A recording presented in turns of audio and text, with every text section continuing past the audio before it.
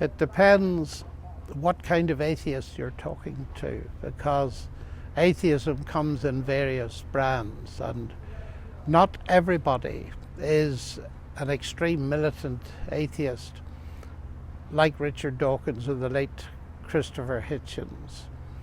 But it has an appeal to people, I think, for a number of reasons. First of all, they link it very closely with science and claim that science is the only way to truth, and science actually is essentially atheistic in its attitude. So if you want to be regarded as an intelligent person, you need to be an atheist. And that appeals to people who know very little about the history of science and very little about actually the nature of atheism. And I want to challenge that and say, actually, you think that atheism is a rational belief system. I don't think it is. And I think it is essentially anti-scientific, whereas you think that Christianity is an irrational belief system that's anti-scientific. And I want to say, no.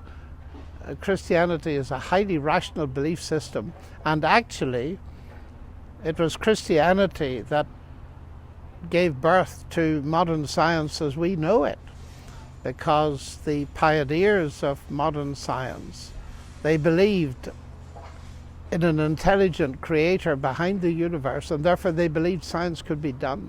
So there's a very close tie-up. And the trouble is, myths get around in the popular mind, and flavour of the day, and Dawkins was one of those flavours of the day. But I think there's a moral dimension to it as well.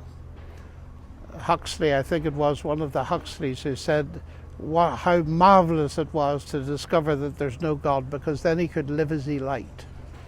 And I think people have deep misunderstandings about the nature of God, that he's somehow against them and against them enjoying life and threatens them with all kinds of things. So there's an instinctive fear of God. So if you can remove God from the equation, people feel apparently a great deal happier. And I want to deal with those kind of myths as well.